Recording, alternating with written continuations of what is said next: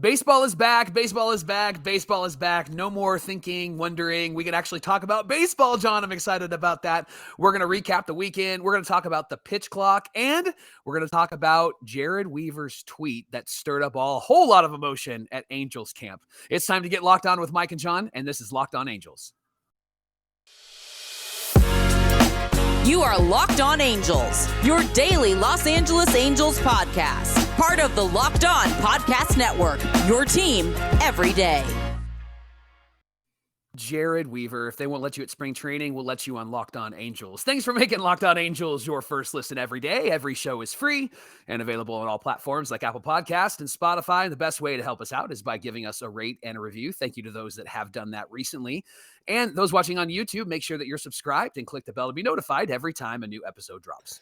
Baseball is back, and we're happy that you decided to join us for this episode of Locked On Angels, where it's your team every day. You've got the Frisch Brothers here with you, a.k.a. the Super Halo Bros. My name is Jon, and that's my brother Mike. And my name is Mike, and that's my brother Jon. Now, Mike, normally Mondays are reserved for Mailbag Mondays. However, starting this season, we're going to move that to Fan Mail Fridays. So that way we can recap the entire weekend of baseball that's been played, and you have all week to get your questions into us for Fan Mail Friday, which we will do this Friday. In the meantime, we got to talk about some spring training baseball, Michael. Yeah, I'm so excited that baseball is back, and it was great just to hear the sights and the sounds, right? It felt so good, especially on Saturday when the Angels were playing the Mariners.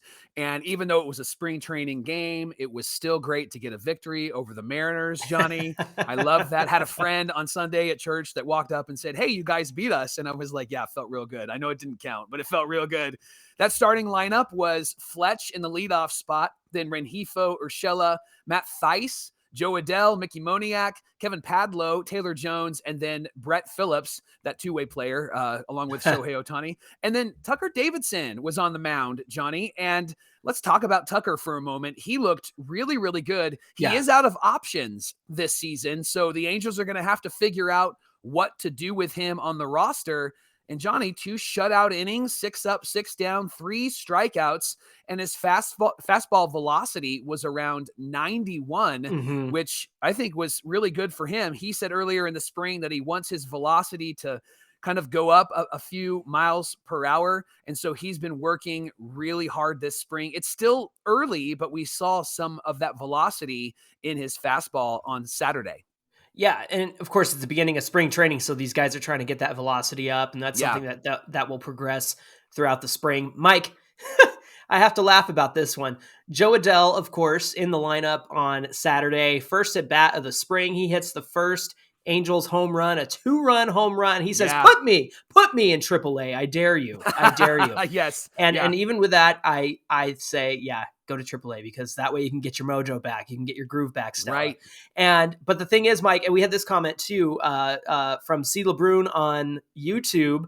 Saw a picture of Joe Adell in spring training. Looks ripped this year. You can tell the guy has put in some work this offseason. Well, he hit a 2-run shot off of Marco Gonzalez, who is a Mariners regular starter. He's great. And Marco served him a meatball, dude. Yeah. He served Joe a meatball right down the plate. But here's the thing. Joe got it. And that's what matters. Yep. And Joe's swing to me looked a little more compact. It looked a little more less like reachy. And it looked a lot like Mike Trout's swing. We talked about this at the end of last season, that we thought that Joe needed to get a little bit more short to the ball, from the bat to the ball, and be a little bit more compact. And who better to borrow from than Mike Trout in terms of his swing? And the same thing goes for Tucker Davidson. Rhett Bollinger said that he added a new pitch this offseason, throwing a sweeper and ditching the overhand curveball.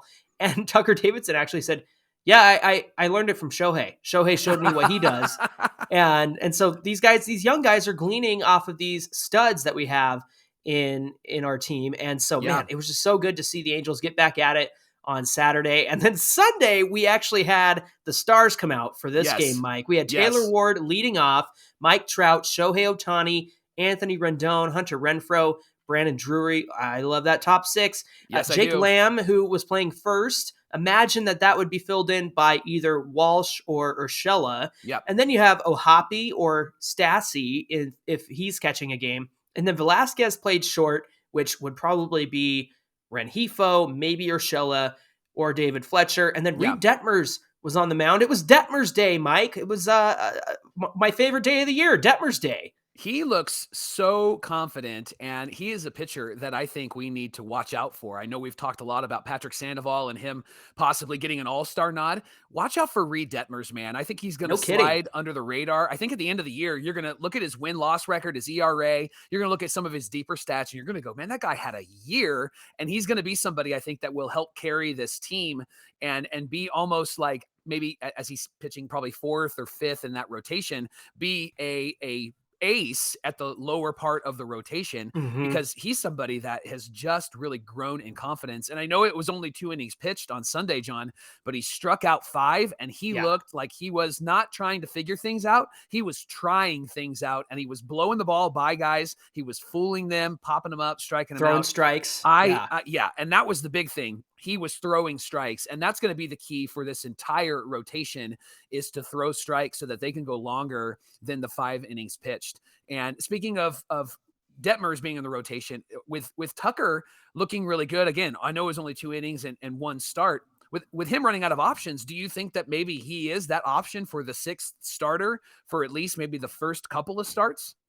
It's possible, and I also think that he'd be great out of the bullpen because we know that his struggle has been getting through a 1 through 9 a couple of times. So if it's a short start, he gets through 3.5 innings or something like that. I mean, why not? Give him a chance. I think he's definitely in the running for that. Mike, we can't bury the lead here, though. We cannot bury the lead because the lead here is the fact that we saw back-to-back home runs from Anthony Rendon and Hunter Renfroe. Yeah. We saw Trout get a hit and an RBI because Ward was in front of him on base. He was on base, Ward, right? As I put out my new "we're going to the psych ward" meme on Twitter, Ward hits a home run, so that was beautiful. Ohtani gets a triple in his first spring training at bat, just missed the home run.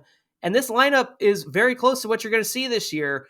And you know what? Let people sleep on the Angels. Let people sleep on our rotation. Let them sleep on this lineup because this lineup is deep. We have 6 main guys: Ward, Trout, Ohtani, Rendon, Renfroe, Drury in 1 through 6. Yeah. Then beyond that, you've got either Jared Walsh or Gio Urshela. You've got Max Stassi or Logan O'Hoppe. And then you've got some combination of Renfroe or Fletcher, possibly Urshela, playing in the number 9 spot. So at shortstop. So this lineup just extends. It's deep. It's incredible to see. And so even though it's spring training, I'm hyped, man. And I want this. I don't want anybody to, except for Angel fans and us, to talk about how great this team has the potential of being, because we got to see some of that. And these guys just came out there and showed us what's going to happen once the season starts. All we have to pray for is health, because that's for sure the number one thing here.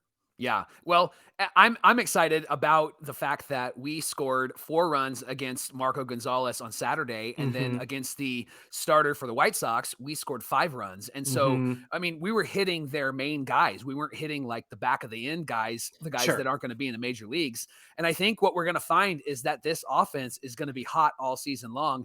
And having to pitch with Trout, Ohtani, Rendon, and Renfroe in the center of that lineup, that's going to be really, really tough. And again, don't sleep on this team, but don't sleep on Hunter Renfroe. I think that guy is going to be sneaky good this year. And I know he's had some really good offensive years in the last few years, but watch out for him. He might be the guy that carries us for an entire month during the summer, because he's just got a hot bat and he's strong, man. He hit a home run that was deep in left field.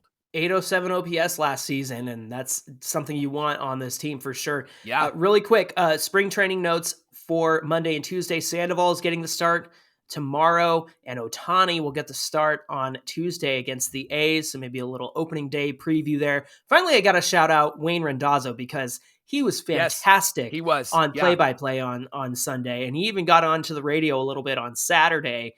But man, and he also gave a Frankie Frisch shout out too. Hall of Famer Frankie Frisch, a distant relative of ours that got a shout out. So Wayne killed it. That was awesome to hear. Him and Gooby have immediate chemistry. So I'm looking forward to hearing that all season long. And coming up on Locked On Angels, Jared Weaver tweeted something that caused a bit of a stir up in spring training. We're going to tell you what happened and what we think about it coming up on Locked On Angels. Today's show is brought to you by Built Bar. If you're looking for a delicious treat, but you don't want all the fat and calories, then you got to try Built Bar. With Built, healthy is actually tasty. And what makes them so good? Well, they're covered in 100% real chocolate. They come in really great flavors like coconut almond, peanut butter brownie, churro, and they taste like a candy bar, but they're healthy for you. 130 calories, 4 grams of sugar, and a whopping 17 grams of protein. And if you're ready for your Built Bar, then I want to invite you to do one of 3 things. You can go to their website, built.com. There's a wide selection and variety of Built Bars, Built Puffs, and even granola bars.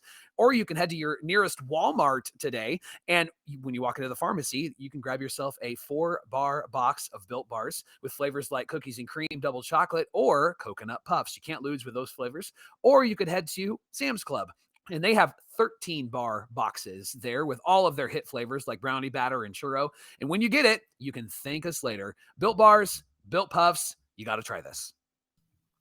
Thanks for making Locked On Angels your first listen today. And for your second listen, be sure you check out Locked On MLB Prospects with our friend Lindsey Crosby. He's a prospect encyclopedia going deep on the MLB stars of tomorrow. His podcast is free and available wherever you get your podcasts.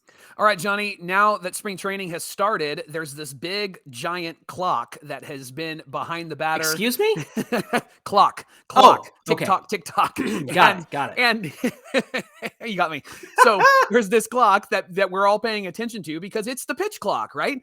And so a lot of people have had a lot of things to say about the pitch clock. And what we've found out with games on Friday, games on Saturday, and games on Sunday is it actually has been really, really beneficial. The first game on Friday went 2 hours and 30 minutes, and the longest game has been only 3 hours and 6 minutes. There was one rule infraction on Friday that I loved. Manny Machado, he received a strike because he was taking too long in the batter's box. And he said, that's probably going to happen a whole lot more this year. But then there was a game where the game ended because the batter wasn't ready and they called a third strike. And Braves and Red Sox, bases loaded, and so I think some of those things are going to have to be figured out because Johnny, I do not want to be talking about losing a game because Walshy took too long or Ohtani took too long getting in the batter's box. And then one of those longtime umpires, it's probably going to be is it Hernandez that's always the guy that drives us nuts? Angel Hernandez, CB Buckner. It's going to be one of those guys, right? Yeah. That they're going to make a call and we're going to have to get them banned from baseball or something like that. But average game has been 2 hours and 34 minutes. And just so you know, when it comes to the pitch clock, the pitcher gets 15 seconds with no runners on and then 20 seconds with runners on. And Johnny, I loved watching the Angels-Mariners game on Saturday because they went through 6 innings, 90 minits, and the game was 2 hours and 16 minutes. And so you and I were like, hey, this is going to be great for the season because those late games are going to end at 9? And then we record after that. Yeah, so it's going to be great for us. Yeah, 2 hours and 16 minutes, Mike. I loved it. Loved crazy. It. Now, the game on Sunday took a little bit longer just because of all the offense on the Angels' part. So we will not complain about that at all. Yeah, we're not going to complain about that. So here's the thing. First of all, let's go to a tweet from Brett Phillips. He said, "There's no debate over the pitch clock. It's here to stay, whether you argue over it or not. I spent the last month down in AAA last year and didn't have one issue with it, nor were there any ever violations. The guys down there adapted, and so will we. To add, I hadn't been back down to the minors in over 3 years. I understand we've got 10-year veterans who have the same routine, and this is a major adjustment for them, and I respect them for their efforts, but we got to grow as a sport. And trying to make the game shorter and more intense by cutting out he put an eye and water image, is a great place to start.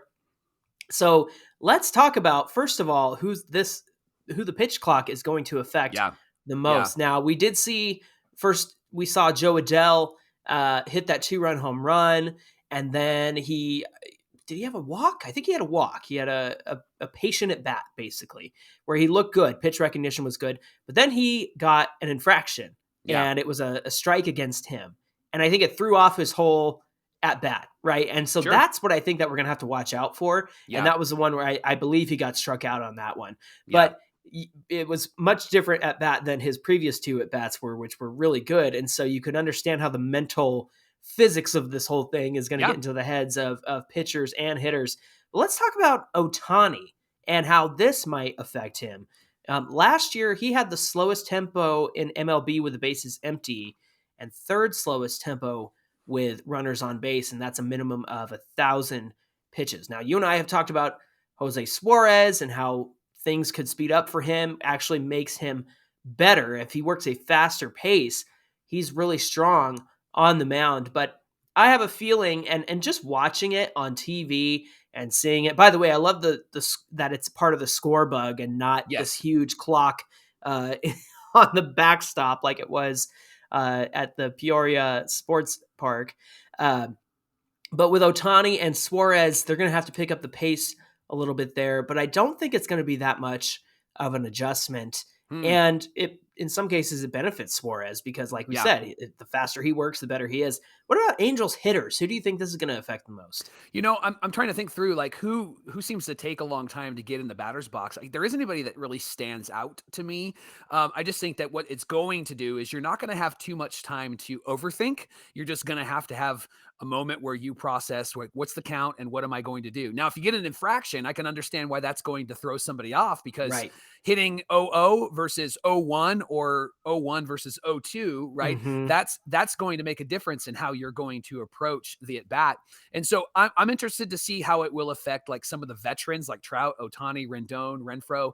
I think that those are going to be the guys that I really want to pay attention to and how it will affect them. I just hope that we don't find ourselves in a position where it's going to cost us a game. I don't want anybody to have to lose a game or lose a really big moment because they weren't ready. And this is really going to be on the umpires. The umpires are going to have to drop their ego and they're going to have to allow the pitch clock to do what it does and then give the violations after it has already been down to 0 instead of like calling it before. Because I know that there were some weird rules. I don't know what the details were, but Jeff Passan tweeted out something about like, oh, the batter has to be ready at like 9 seconds or 8 seconds, something like that. And so they have to be facing the pitcher at 8 seconds. So of the 15 seconds, of the 20 seconds, the batter has to be ready with 8 seconds left on the clock. And so that's where I'm a little bit nervous because if they're looking down or maybe throwing a rock out, right? Like, are the umpires going to be really specific about that? Or, I mean, quite honestly, if you're the pitcher, throw the ball, right? Even if they're not ready, throw the ball because that I think is what we're going to find more is that it might benefit the pitcher more than the hitter. And I think for the Angels, what we need is more of a benefit to our pitchers. I think getting into a regular rhythm is going to be really helpful. We mentioned Suarez, but I even think guys like Patrick Sandoval, who really gets angry when he's not in rhythm and gets angry when he's giving up hits. I think this isn't going to give him too much time to throw fits on the mound and to get emotional, right? I think this is going to get him really focused and perhaps it actually helps him throw strikes. Can we talk about the irony of that game between the Red Sox and the Braves that ended early? Please. It was the bottom of the ninth, bases loaded, 2 outs, and it ended in a tie game. Now, because it's spring training, the game ended. Yeah. But if it were a regulation game, would have gone to extra innings. So this whole incentive to shorten the length of the games by having a pitch clock and violations, well, this pitch clock violation would have extended the game even longer. Wow. So there you go. All right, we got some spring training news for you, and it's interesting, this news. We've seen Ersty and Percival at spring training. They're from the 2002 World Series team. By the way, a side note, Johnny, I took our nephew out to lunch on Saturday, and here in the town that I live, it was snowing. So I pulled out the classic 2002 Angels jacket. There you go. When I showed up, our nephew Tyler goes, "Is that from 2002?" And I'm like, "Yeah, how do you know?" And he goes, "Because of the collar." Because it had like the classic worn out. Yeah, but I zipped it up. It was like Mike Scioscia, put my arm up and pretend I was yelling at the umpire. It was fun. There you go. So anyway, all of these guys have been out. Erstad, Percy, other guys have been there. And then there's this tweet from Jared Weaver. "Man, what's a guy got to do to get an invite to spring? 0 calls since I've retired. Kind of weird. Oh, well." Johnny, that you could feel a bit of like frustration in him. And he's also mentioned in the past, like the team really hasn't reached out to him for anything to give any help. And then Jeff Fletcher tweeted this out. Phil Nevin said today that there are no hard feelings against Weaver. He said the emphasis for invites this year was guys from the 2002 championship team or Nevin's former teammates. Nevin said he's open to having Weaver here in the future and he'll call him. And so I thought that was great. John, there's a longer quote. Why don't you read that? It was really the context of what Nevin was talking about, and then we'll talk that through. Yeah, after Jared Weaver said, "TFTI, thanks for the invite," Phil Nevin responded with his full quote. He says, "You throw a party, there's always going to be someone upset, right? I love Jared. The relationship's good with him. I'm the one that chose everybody to be here, just so everybody knows. This isn't coming from anybody else. Albert works for us, Pujols. There will be some guys that'll be here that work for us, but if you notice, a lot of these guys came from the O2 championship team, and they're all my teammates. I had a certain number of guys that I was able to bring in, and those are the guys that I asked. Nevin continued. It's no offense to Jared. I love him. He's a great Angel, and not something we wouldn't look into doing in the future, and I'll talk to him too. I didn't realize it was hurting people's feelings, but I'm not here to make friends or keep friends. I'm here to win games. And I felt like a lot of those guys from the O2 team being out here and being my teammates and knowing who they are, I thought it was important to get them here. There's certainly a lot of great Angels that have been around that are very deserving to be here. Jared's one of them, and not something we couldn't visit in the future. I will talk to him. So yeah. I like what Phil had to say there. I thought the not here to make friends comment was interesting, but that's right. A little bit more of like the hard-nosed Phil Nevin kind of thing. He's like, hey, I'm doing business here, honestly. Yeah. Like this isn't a party that everybody's invited to. It's not like I was discluding Jared intentionally. And I have to say, I'm a little confused because Jared got to throw out the first pitch. He got to be on the Bally broadcast last season. But prior to that, he did tell you and I on Twitter that the Angels lost his number a long time ago, which is disturbing in the sense because it's like this guy should have signed a 1 year or a 1 day contract and retired as an Angel, and that hasn't happened yet. Right.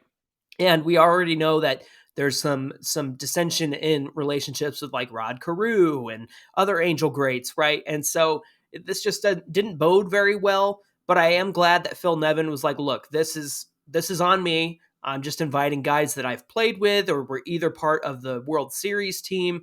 That's all that there really is to it. But what would Weave bring to this team, Mike, if he were to come back in some form or fashion, whether that's just visiting as a coach in spring training, talking to the guys? What do you think he would bring to the table? That's an interesting question because I think I would say from his playing days, I think he would bring a tenacity. I think he'd bring an aggressiveness, right? But I think what you're seeing on Twitter, and no offense to Weave, but I think what you're seeing on Twitter is that he can be a bit emotional. And I get it. All of us might feel like, hey, how come I'm not being invited? Why do I keep getting left out when all of these other guys are getting invited? However, I think that Weave can bring some aggressiveness and some emotion to that starting rotation and maybe even perhaps teach them some things because he was our best pitcher in the last 10 years, maybe longer. My favorite player. Right? Yeah. I really like Jared Weaver, and I really like what Phil is doing, John. I think it's smart and wise to bring in the championship team. I think it's smart and wise to bring in an Erstad and a Percival, who are former coaches, by the way. They know what they're doing. And I think that might actually be the line in the sand, at least initially, is Weave's a husband and a dad, and he's not really doing any coaching that I'm aware of. But Percy and Erstad have done those things on the side, have been hired at certain places. So I understand what Phil's trying to do. I think just bringing guys around to bring guys around really doesn't serve a purpose. But bringing around the championship team is something that this organization should have done a long time ago. Right. And I love that he has the freedom to do that. You and I've talked about when Artie was selling this team, because he's not selling now, when he was selling this team, that the first thing the new owner should have done is reach out to all the former players and figure out how to get them there, whether in the press box or on Bally Sports or just to be somebody that's helping with the coaching staff. And I love these moves. One, because it does honor the past, but two, it helps players to know that Phil is actually connected to what it means to be a player. And he's also giving these guys an opportunity to learn from the best. And so I really love this move. And if I'm Jared Weaver, I'm sending my resume to Phil and going, hey, I can teach them. Here's 5 things I can do. Because obviously he wants to be around. And so I think they could utilize him if he can bring something good. Yeah, I think the fact that he's shown so much interest in wanting to come back and be helpful, I think that you respect that. I think that you receive that if you're Phil Nevin and this Angels team. And not to say that Jared Weaver isn't a winner either, just because he wasn't on that O2 team. That was before his time. But I mean, think about all the playoffs they were in the 2000s and then the 2014 team. He was a huge part of that team as well. And, up there in the Cy Young voting that season. And so Weaver has a lot to offer these guys, and he has a lot to offer in terms of mindset and, like you said, tenacity. I like that word because that's exactly what Jared Weaver had. He brought the fire with him to the mound every single time. And I think that he would relate to somebody like Patrick Sandoval really well. They seem to have similar personalities. And like you said, this is Phil Nevin doing his thing, being a manager, bringing in guys who have been there before in terms of the World Series ring. And then you got to think about all the trash pandas who are part of spring training who also went to the playoffs in the minor leagues last season. So just inspiring a winning culture. Wayne Randazzo said on the podcast, the broadcast yesterday, that part of what the Yankees did well is that their minor league teams were used to winning championships, and they would bring that attitude up to the Yankees when they were finally called up. And I think that's something that needs to be emphasized. It's just win all the way up and down, win up the system, win down the system, bring a winning attitude and culture to the major league club. And you could feel that this weekend, Mike. You could feel the difference. You could see the swagger and the star power. You could see the guys like Trout and Ohtani and Rendon and Taylor Ward and Hunter Renfroe, like they acting like they've been there before, right? And so I'm sure that having those coaches there has had a great influence over them. Those players, those former Angels, has had a great influence there. I'd love Weaver to be part of this team in the future in some form or fashion because he totally deserves it. I just think Phil Nevin had a plan going in for spring training, and he stuck to that. But I am glad that there's going to be some conversation between the two of them in the future, and hopefully we'll see Weave come in some capacity. Man, it's so good to talk real baseball. Thanks for making Locked On Angels your first listen every day. Now make your second listen the Locked On Fantasy Baseball Podcast. Win your league by listening to our friends Matt and Dom every single day as they bring you the best fantasy draft strategies. Find Locked On Fantasy Baseball wherever you get your podcast or on YouTube, part of the Locked On Podcast Network, your team every day. Be sure to get at us at Locked On Angels and at Super Halo Bros on Twitter and Instagram. We can finally talk about baseball and stop talking about, well, then this guy's going to get hurt. We're actually watching guys hit back-to-back home runs, and Mike Trout and Ohtani do their thing, Ward do their thing. So enough talk. Let's watch some baseball, and let's get into the season. I can't wait. Mike, what do we have on deck for tomorrow? We're going to talk Anthony Rendon and ask this question: does his success determine the Halos' success? We really think that he might be an X factor this year. So let's talk about Anthony Rendon tomorrow on Locked On Angels. Anthony Rendon's been hurt for 2 seasons and now he's busted. I can't wait to talk about this conversation tomorrow. Y'all shut your mouth. He's a pro, and he's going to friggin' make everybody regret everything they've said about him the last 2 years. So let's talk about it. I'm fired up, Mike. Yes, we are. Losing my voice too. All right, friends. We hope you'll join us again. Hopefully I didn't offend you. And my name is John, and that's my brother Mike. And my name is Mike, and that's my brother John. Pitch clock. Pitch clock. That's what I said. That's what I said. John, Mom watches. I'm going to say pitch clock. We'll see you guys tomorrow.